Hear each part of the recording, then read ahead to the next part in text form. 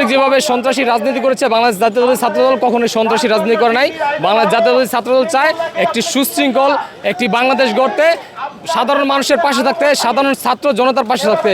হবিগঞ্জে এই আপনার এই নাসিরউদ্দিন পাটোয়ারির যেই গালি বা খারাপ উস্কানিমূলক যে বক্তব্য ছিল, বক্তব্যের প্রতিবাদে সাধারণ জনগণ হয়তো তাদের উপরে হামলা করছে। সেখানে ছাত্রদলের কোনো প্রকার তাদের ত্রুটি ছিল না, তারা জড়িত ছিল না। আর এই জন্য তারা যেহেতু এখানে আন্দোলন করতেছে, আমরা বাংলাদেশ জাতীয়তাবাদী ছাত্রদল যাতে এই জায়গায় কোনো বিশৃঙ্খলা না হয়, তাদের আন্দোলনকে আমরা স্বাগত জানিয়ে আমরা তাদের পানির ব্যবস্থা করছি, পানি বিতরণ করলাম যাতে তারা পানি খেয়ে, আর যাতে তাদের ভিতরে কোনো ভয়ভীতি এমন কিছু না থাকে যে ওই ছাত্রলীগের মতো ছাত্রদল যে সন্ত্রাসী হামলা করে বা তাদের উপরে অ্যাটাক করবে, এমন কোনো কিছু নাই। তা এনসিপির অনেক নেতাকর্মী আছে যাদের মুখে আসলে অশালীন কথাবার্তা তৈরি হচ্ছে।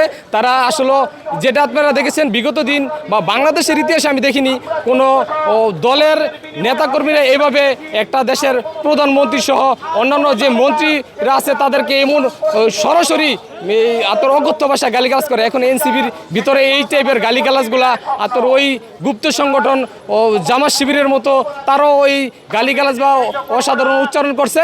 কিন্তু বাংলাদেশ জাতীয়তাবাদী ছাত্রদল কোনো বিশৃঙ্খলা, কোনো মারামারি কাটাকাটির মধ্যে নেই। তারা তাদের সুন্দরভাবে বুঝিয়ে দিয়েছে বা বুঝিয়ে দেবো। আমরা জারি কারণে আমরা আজকে তাদের পানি দিয়েছি, পানি বিতরণ করেছি। আমরা চাই তারা সুশৃঙ্খলভাবে সুন্দরভাবে একটা আন্দোলন করুক, তাদের যৌক্তিক আন্দোলনে আমরা সবসময় পাশে থাকবো।